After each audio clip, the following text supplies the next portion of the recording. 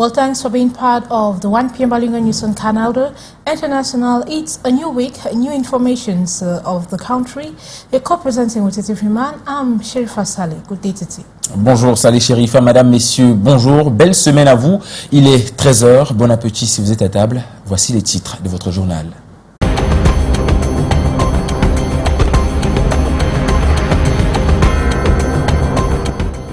Lutte contre la poliomyélite, une opération de riposte en marche contre le nouveau variant de la maladie en circulation dans la région de l'Est Cameroun. Le ministère de la Santé publique annonce une vaste campagne de vaccination pour barrer la voie à sa propagation. Le plan d'action de cette démarche préventive à découvrir dans ce 13h. The Martinez-Zogo affair resumes at the Yaoundé Military Tribunal today, October 21, 2024, addressing defense exceptions. Martinez, a radio presenter, was killed in January 2023 with over 20 suspects detained, including media mogul Jean-Pierre Amougou Belinga. Francis Ngannou, à nouveau sur le toit du MMA par un KO. Le combattant camerounais a remporté son duel hier face au Brésilien Renan Ferreira en 3 minutes et 32 secondes dans le premier round. Le Predator a renoué avec la victoire au grand bonheur de ses proches et de son pays tout entier. Retour sur les temps forts de cette victoire étincelante du désormais champion du monde en PFL dans cette édition. And 1 p.m. brings to you Dr. Njoya Inusa, a visually impaired traditional masseur whose remarkable journey is a testament to resilience through his dedication to healing accident victims. He highlights the enduring value of traditional practices in today's healthcare landscape. Those were our headlines. We dive into developments.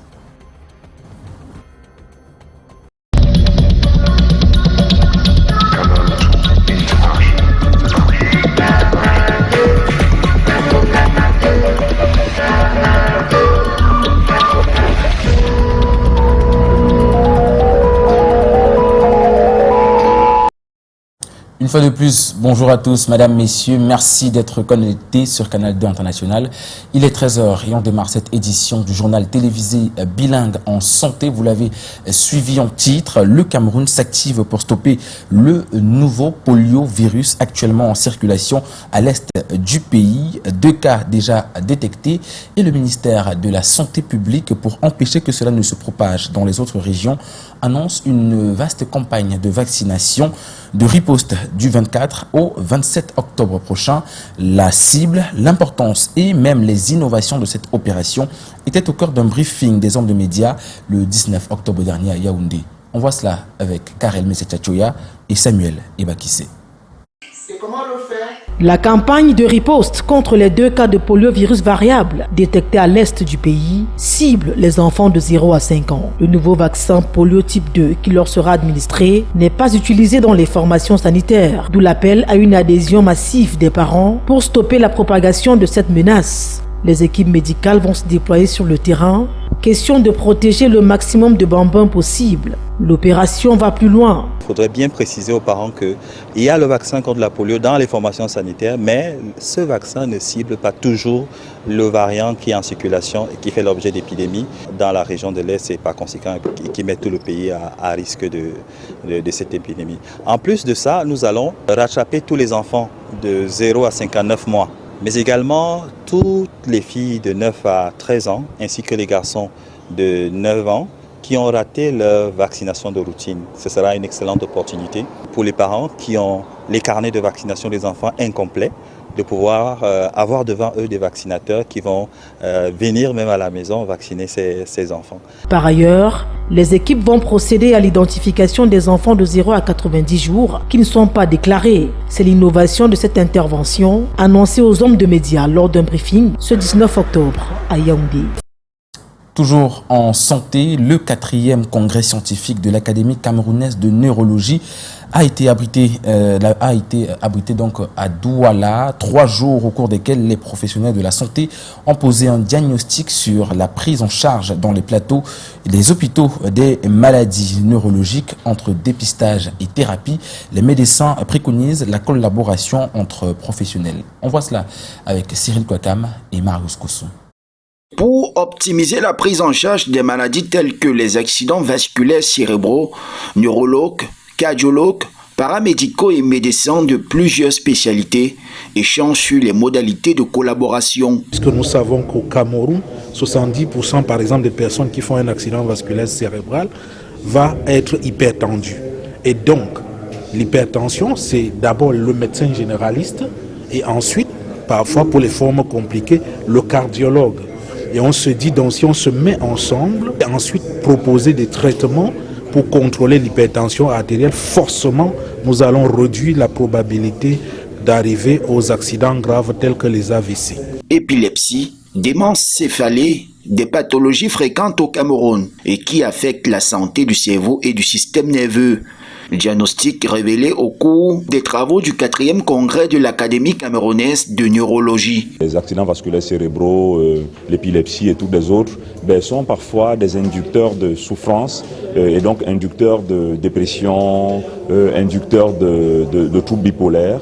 La santé mentale, vous savez, est une discipline qui s'infiltre dans toutes les autres et qui est un peu la porteuse de la question du bien-être. Ça, c'est une grosse innovation qu'on voit l'ensemble de ces personnes-là assises au même endroit pour échanger sur les challenges en ce qui concerne les diagnostics des maladies neurologiques, mais également les nouvelles thérapeutiques, c'est-à-dire les avancées en matière de traitement des maladies neurologiques. Construire les ponts entre la neurologie et d'autres spécialités pour améliorer le bien-être du cerveau a été le fil conducteur des sessions scientifiques tenues dans la ville de Douala.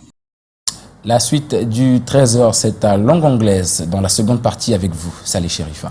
Exactly as you heard on our lead stories, the hearing on the Martinez Zogo affair is this Monday, October 21, 2024 at the Yaoundé Military Tribunal as demanded by the public and ministry. Time for pursuit debate to give their points of view on the exceptions made by the defense lawyers. Likely those deemed to be really implicated deep in the affair are likely to join in their homes following clearance from the lawyers. Worth recalling that Hassan Salomon Bani Zogo, better known as Martinez Zogo, Cameroonian radio presenter, was abducted, tortured and assassinated last January 17, 2023. Over 20 persons, among them members of the Cameroonian Intelligence Service and media magnate Jean-Pierre Amougou Bellinger, are in detention for his death. What is today the Martinez Zogo affair? We shall be bringing more light on that in our following newscasts. And we go ahead with this conference where journalists were schooled as Cameroon gears up for its next election 2025 on the role in promoting transparent and accurate election coverage with a special focus on combating misinformation and improving fact-checking, as we get in the following report. Equipping journalists with the tools to navigate the complex electoral landscape and uphold their responsibility to the public is the reason they are gathered here. This workshop emphasizes the vital role of the media in ensuring free and fair elections, reminding participants of their duty to deliver factual, clear and reliable information both before and after the polls. A journalist should be patient to check facts and cross-check. I reminded you of what happened in Rwanda in 1994, where because of the negligence in reporting, there was disinformation that caused genocide, and nearly 1 million people perished. Central to the workshop is the importance of fact-checking, a discipline that requires information to be thoroughly verified before it is disseminated. Instructors stress that fact-checking begins only once information has been published, ensuring journalists apply rigorous methods to separate truth from misinformation. With the propagation of fake news on social media, you know that now it is not only on social media that people knows about or talks about fake news. Now it is where you are living that now those fake news follow you. The training aims to equip participants with the skills necessary to counteract falsehoods that could sway public opinion during the electoral process. We'll look at the social media, look around us, there's a lot of fake news, there's misinformation, and some of the journalists even go and report some of the fake news without fact-checking or whatsoever. So it's important for us to remind ourselves of the elections, how to report elections. It's true that we are trained journalists, but it's always good to remind journalists on the tools needed to better cover elections in Cameroon. As Cameroon faces the rising challenge of misinformation, this training is a crucial step in strengthening journalistic integrity. Equipping journalists with the tools to navigate the complex electoral landscape.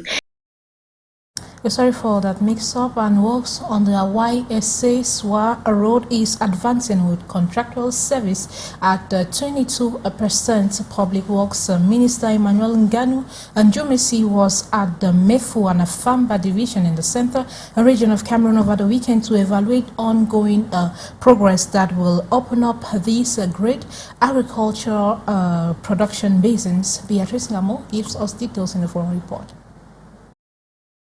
With contractual services at 22%, it means that there is 35 kilograms of unfolding layers already in place.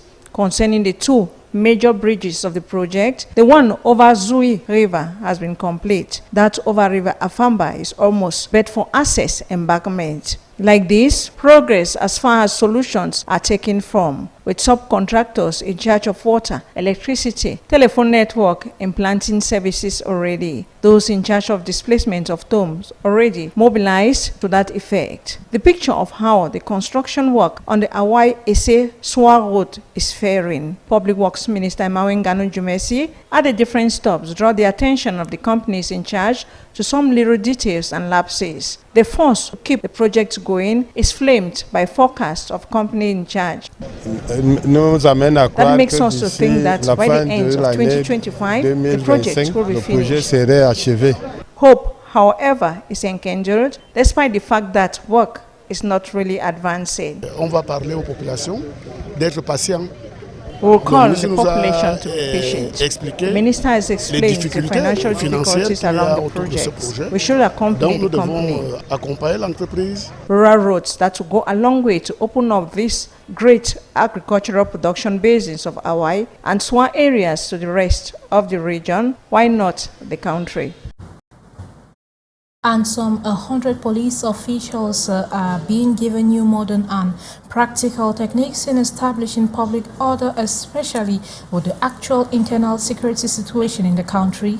Initiative by the Spanish government through its embassy in Yaoundé, the reinforced policing session to run for 2 weeks at the National Advanced Police Academy in Yaoundé was opened by the Delegate General for National Security, Martin Bargangeli, in the presence of the Ambassador to the Kingdom of Spain, Ignacio Rafael Garcia. We shall be getting more in that in our following newscast. The next part of the news in the French language with you, Titi Freeman. Et on va parler de la religion cette fois-ci, où le chant est utilisé comme une arme de célébration par les fidèles chrétiens de la paroisse Native Baptist Church de Douala. Ils ont soufflé ce week-end sur la 93e bougie de leur église, une célébration riche en louanges et en activités. Cyril Kouakam.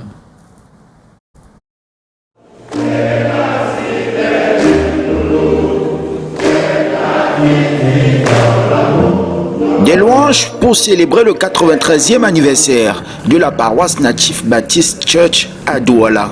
On dit souvent chanter, surtout bien chanter, c'est prier 2 fois. Nos pères fondateurs nous ont légué ce patrimoine aujourd'hui qu'on appelle patrimoine, la chorale d'hommes, qui fut le premier chœur d'hommes au Cameroun. Et pendant ces 93 ans, nous on se dit, derrière cette chorale, nous avons eu 24 autres. Bon, maintenant c'est la foi. Dire que les challenges c'est croire à son Dieu et œuvrer pour son Dieu. Annoncer l'évangile par le chant, la raison d'être de ces choristes. Tout ce que nous annonçons aux choristes et à la chorale, c'est de continuer à faire ce travail qui est une manière qui touche plus rapidement les âmes que des discours. Pour mieux intéresser la jeunesse, des innovations sont annoncées pour les années à venir. On est en train de vouloir au sein de notre chorale maintenant créer certaines activités pour l'attraction des jeunes. Maintenant, nous sommes en train de voir, même au niveau de nos langues nationales, nous allons maintenant apprendre à nos jeunes à parler nos langues nationales. Nous allons ouvrir une école de musique. Et maintenant, on va créer au sein de la chorale d'hommes Douala une diaconie pour accompagner maintenant les jeunes sur le plan académique. Voilà un peu, on se dit que ça peut ramener les jeunes vers la foi. Cette messe d'action de grâce marque l'apothéose. Mais avant, les fidèles de la Natif Baptist Church ont débuté cette célébration du 93e anniversaire par une marche sportive suivie d'un tournoi de football et de lutte traditionnelle. Autre chose, à présent, rendons-nous au village Setsoum, situé dans le département de la vallée d'une Tema, région du sud Cameroun, où vit un peuple issu du Gabon voisin, installé en terre camerounaise pendant la période migratoire et vivant essentiellement dans la forêt, pratiquant l'agriculture, la chasse et la sculpture, des activités qui permettent à ces populations de subvenir à leurs besoins. On en parle dans cet élément d'Aroun Nazira et Narcisse Enama. Venu du Gabon à la recherche du sel, le peuple Ntoumou s'est installé dans la vallée d'une Thème, au sud du Cameroun. En Setsoum, naturellement, notre clan s'appelle Essandon. Nous sommes venus du Gabon en quête du sel. Alors, de retour, les aînés, les ancêtres, ont trouvé ce lieu comme un lieu pour eux d'habitation. Ils n'ont plus l'esprit de rentrer d'où ils sont venus. Voilà pourquoi nous sommes notre clan Essandon, nous sommes entre les peuples qui ne sont pas Essandon précisément, Epak et Eba. Réputés pour être des grands artisans, le secret de la sculpture sur bois n'a peu de secret pour eux. Tout comme les danses culturelles d'Omba et Bolaza qui rythment les soirées au village Nsessoum.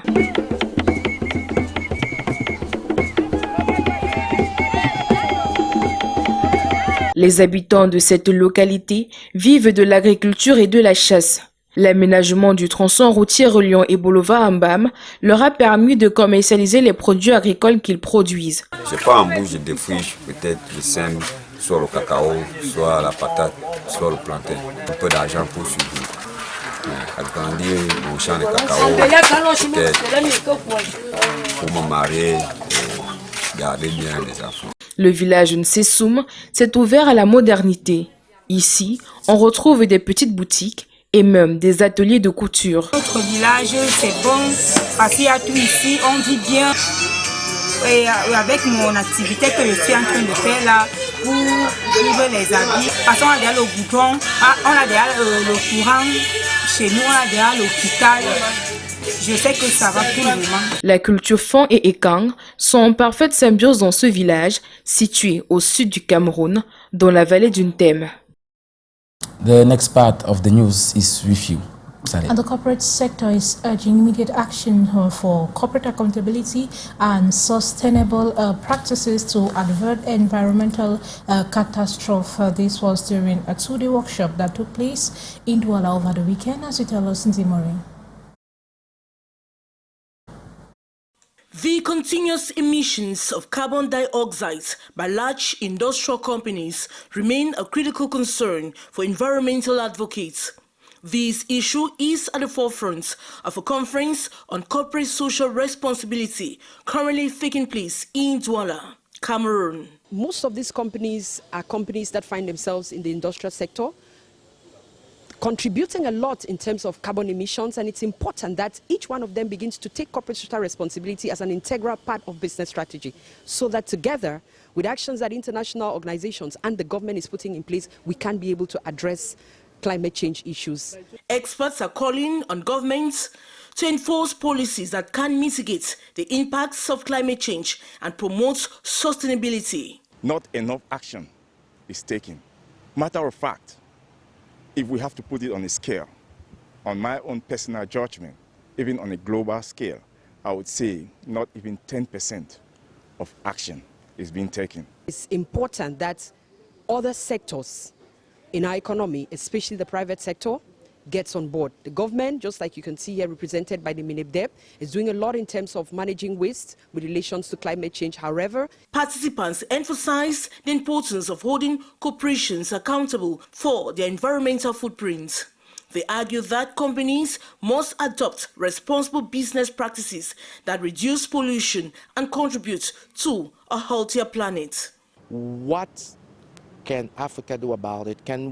Are we able to have a sustainable development, economical development, without polluting more than other countries has done before us? They need to be able to come up with policies and practices, responsible business practices and policies that will address climate change issues. This is putting in place environmental initiatives like waste management, sustainable waste management, of course, and ensuring that they reduce as much as possible fossil fuels in their business operations. From October 17 to 18, experts and stakeholders discussed innovative solutions to enhance corporate social responsibility and address the pressing challenges posed by climate change.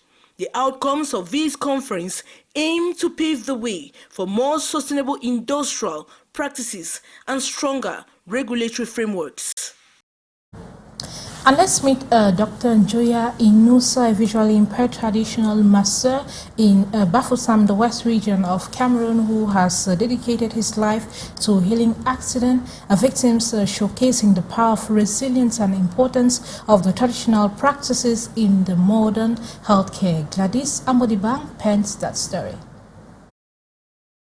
It is in this space that Njoya Inusa, a traditional masseur in Bafoussam in the West region of Cameroon, has been working for decades to bring relief to accident victims. Despite being visually impaired, he performs wonders to save situations deemed critical. This activity was passed down from my grandfather about 40 years ago. I was initiated. It is a profession that requires intense concentration and time to learn. One doesn't just become a masseur overnight. His journey began at a young age. By the time he turned 18, he was already treating patients, demonstrating an extraordinary talent for healing. I am a tailor living in the South region. When I had a fracture, I preferred to come here directly. This is where I would find healing. I arrived here because my nephew was already here. He found healing, and that is why I came too. He is really amazing. When I arrived, I couldn't even lift my arm. After more than a week, he was already able to make my arm move. My arm was completely broken. To perpetuate the miracle, Dr. Njoya Inusa trains young people eager to pursue this profession, ensuring a gradual succession. I chose to do this out of love and also out of my late father's wish. I was born into this. Inusa's approach combines tradition with modern medical methods. He often recommends X-rays to ensure comprehensive patient care, demonstrating his commitment to collaboration with modern medicine. If only the governments of the Republic could value us, help us, or if non-governmental organizations and people of good moral standing could assist us, we would really like to build a proper modern clinic that could accommodate many patients. To ensure the continuation of this vital work, Dr. Inusa is actively training young people who aspire to follow in his footsteps, highlighting the importance of passing on his knowledge and skills. And if you're just hopping in, you are live on the 1 p.m. Bilingual News, and it continues in the French language. Et on parle politique à présent. La plateforme des leaders des partis politiques et organisations de la société civile engagée pour la réforme participative et consensuelle du code électoral présente en ce moment même à Yaoundé sa dernière avancée, un portail web qui devrait permettre aux acteurs engagés dans ce projet de communiquer avec toutes les parties prenantes aux élections à venir en 2025 et 2026. Revicode, c'est sous ce nom que la plateforme espère garantir des élections libres, transparentes et démocratiques. Les détails avec Janice Kamga. Janice, bonjour. Bonjour à tous. Il faut dire que la présentation du portail web de la plateforme des partis politiques et des organisations de la société civile pour une réforme participative et consensuelle du code électoral camerounais se poursuit en ce moment même ici à la Fondation UDC sous la présidence de la porte-parole de cette plateforme-là. Il faut dire qu'une dizaine de partis politiques et autres organisations de la société civile prennent part à cette présentation. C'est donc à l'adresse revicode.cm que les électeurs pourront entrer directement en contact avec toutes les parties prenantes aux élections à venir. Le développeur web est en train de présenter l'ergonomie de la plateforme en ce moment même. Il s'agit d'une plateforme dynamique qui présente une ergonomie plutôt agréable à regarder avec des rubriques telles qu'une page d'accueil, la rubrique à propos où seront affiliés les différents partis politiques qui prennent part à cette initiative. On a également des rubriques comme Elecam, des rubriques comme Actualité qui devraient fournir à tous ceux qui vont faire une visite sur ce portail-là toutes les informations et autres documents relatifs au processus électoral au Cameroun. Alors le but de cette initiative est bien sûr de regrouper dans un même endroit toutes les parties prenantes au processus électoral, mais également de garantir des élections libres, transparentes et démocratiques. C'est en tout cas ce que les acteurs affirment ici à Yaoundé et la plateforme devrait être lancée dans 8 jours. Le décompte est déjà opérationnel. Le 30 octobre, on devrait officiellement lancer cette plateforme. C'est bien sûr une actualité que Canal 2 International devrait suivre. Pour Canal 2, justement, nous sommes Janice Kamga et Jean-Bernard Tagne. Merci à vous, Janice. Parlons sport à présent. Arts martiaux mixtes. Francis Ngannou, champion du monde au PFL. The Predator s'est imposé donc dans la nuit de samedi par KO face au Brésilien Renan Ferreira. Un retour triomphal dans la cage de l'enfant de Batier après un crochet en boxe anglaise. Les temps forts de ce combat avec Daniel Anissé-Boudier.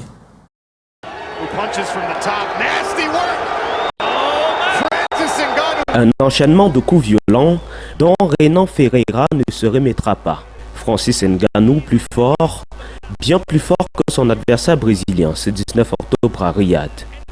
3 minutes ont suffi à The Predator pour mettre KO le champion à titre des super lourds du PFL et s'emparer de la ceinture mondiale.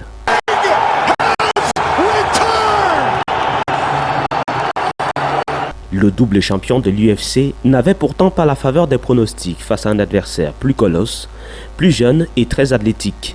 116 kg à la pesée contre 118, 1,96 m contre 2,5 m. Mais ces deux défaites durant son détour dans la bourse anglaise auront enseigné pas mal de choses à Francis Ngannou, qu'on a vu ce soir bien sur ses appuis, son point droit ne s'éloignant presque jamais de sa tempe. Et comme lors de son combat contre le Français Cyril Gane, c'est au sol que le prédateur va piéger sa proie.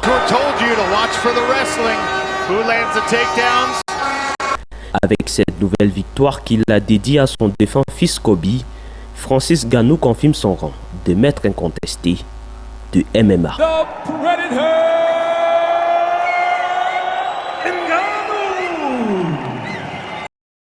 Belle victoire. C'est sur ce que nous mettons un terme à cette édition du 13h. Madame, messieurs, de votre attention, merci. Rendez-vous demain lorsqu'il sera 13h. D'ici à là, portez-vous bien, passez une agréable journée. Belle journée. Salut, Sherifa.